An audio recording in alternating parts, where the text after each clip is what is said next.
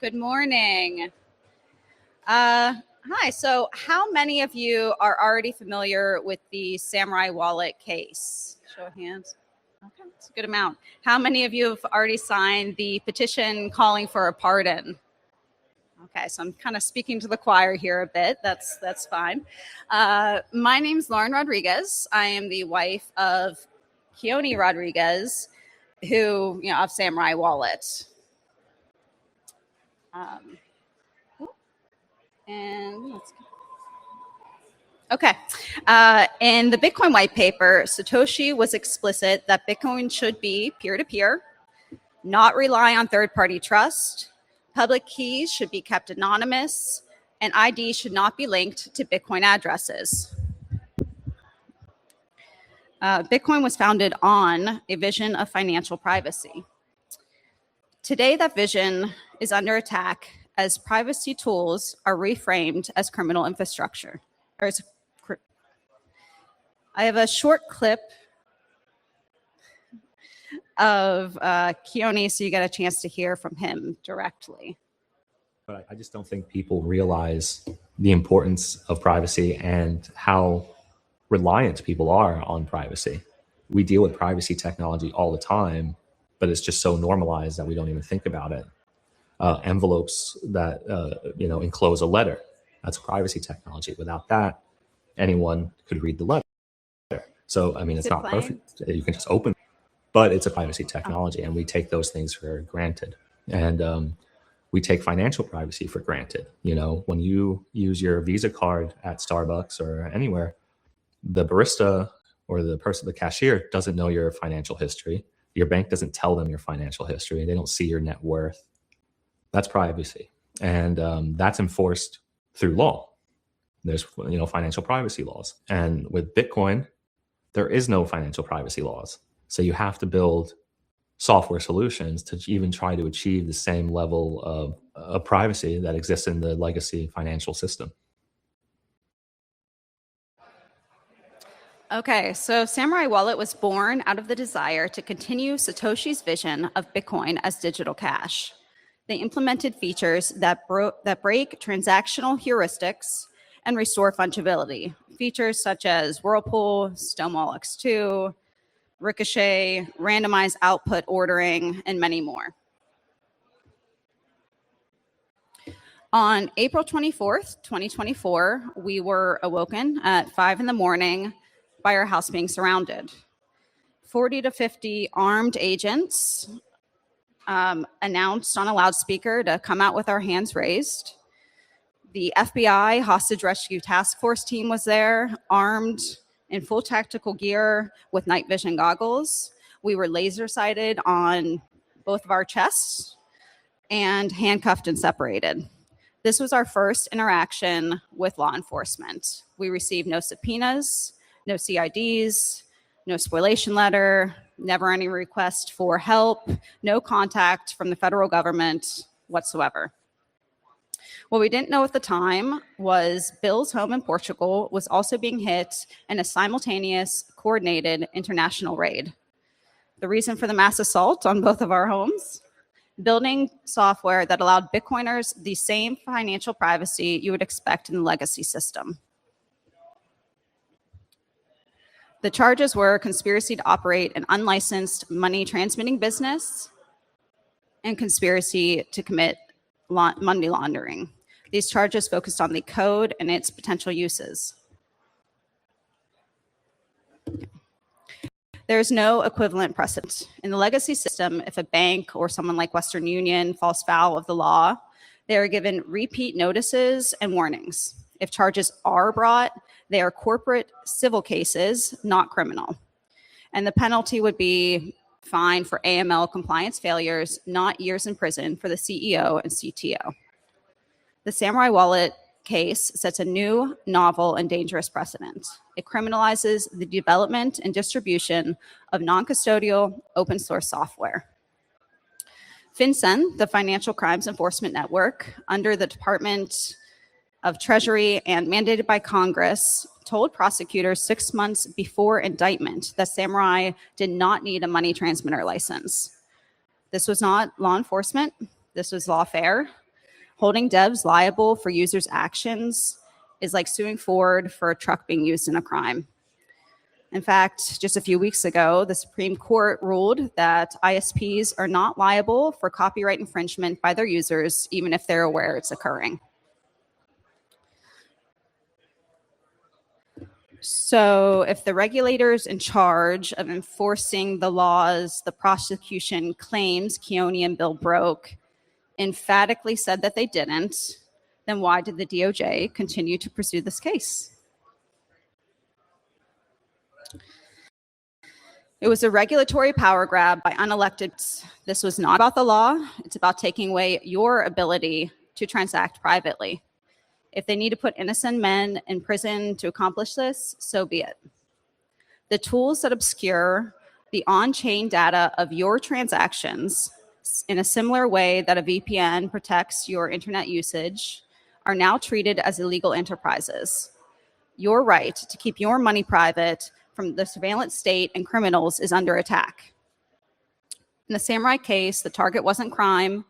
It was about preventing Bitcoin from evolving into the unstoppable, private, borderless money that challenges central bank control.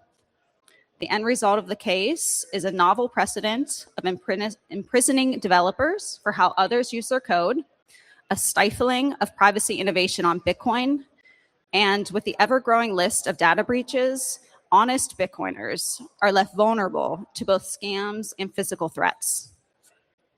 Everyone should be just as wary of those saying privacy is bad for Bitcoin as those who say Bitcoin is bad. An open Bitcoin ledger with every transaction tied to an ID is a pathway to control in a Chinese-style social credit system. The enemies of Bitcoin, like in the Samourai Wallet case, will point to a small fraction of bad actors. It's the same tactics they use to try and strip away your Second Amendment rights. BitBlockBoom started because we were outsiders and we needed a place that felt like home. Stockyards were always a place for people who didn't fit in. Let's go take a look at the cow town. Put on your hat. Let's go. Stockyards weren't just a cattle town. It was a place for cattlemen, traders, outlaws, and gamblers, people that were building something new. And that sounded familiar. Butch Cassidy and the Sundance Kid were known to spend time here, and Bonnie and Clyde stayed right here at the Stockyard Hotel. Hotels were great, but they're too normal, and Bitcoin is anything but normal. So we moved BitBlockBoom to a place with some edge and some history. They still run Longhorn Steer down this street every day, just like they did 100 years ago. And BitBlockBoom, well, it's just a few steps away. This is Mule Alley. This is where relationships are made. Bars, restaurants, rodeos, hangouts. Mule Alley is the place to come when the BitBlockBoom day is done. BitBlockBoom was built for people who didn't have a home, and the same thing applies to the Stockyards. Seems like we finally found a home. See you at the Stockyards.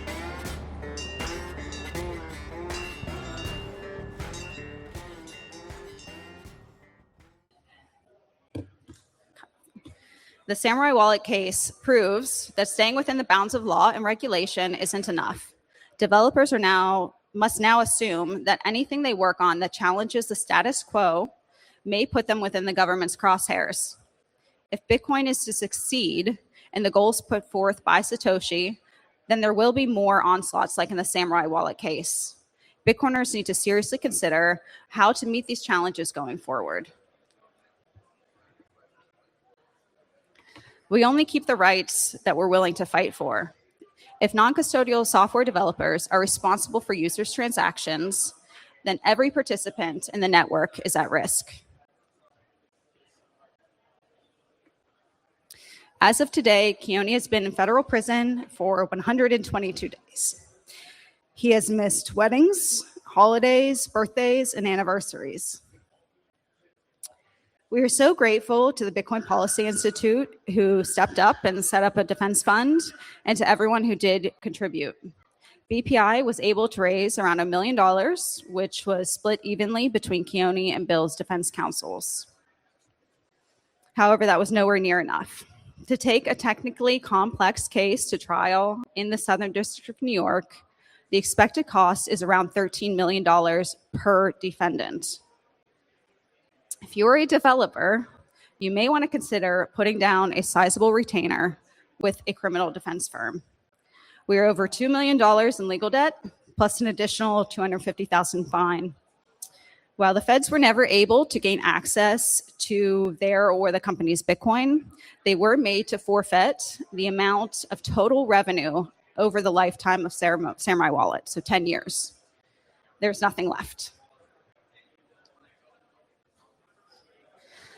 We are now seeking a pardon from President Trump so that he might right the injustice in this case. We currently have 15,703 signatures on the pardon petition as of this morning. The estimated number of American adults that own Bitcoin is in the range of 35 to 70 million. The percent of signatures to just American Bitcoiners is 0.075%. We need your help to spread the word. If anyone knows anyone with connections to the administration, or if anyone has any ideas of how to push this along and get them pardoned sooner, please come find me after this. I would love to speak with you. Right now, you can scan the QR code, which will take you to billandkeonne.org, where you can find links to sign the petition calling for a pardon, as well as to donate. Every signature and every contribution does make a meaningful difference. Thank you all for standing up for Bitcoin's vision, for privacy, and for Keonne and Bill. If anyone has any questions, I'd love to take them.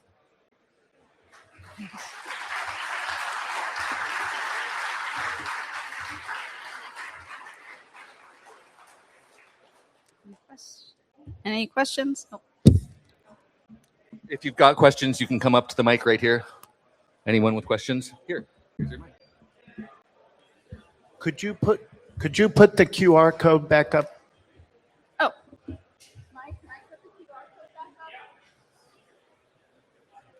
Thank you.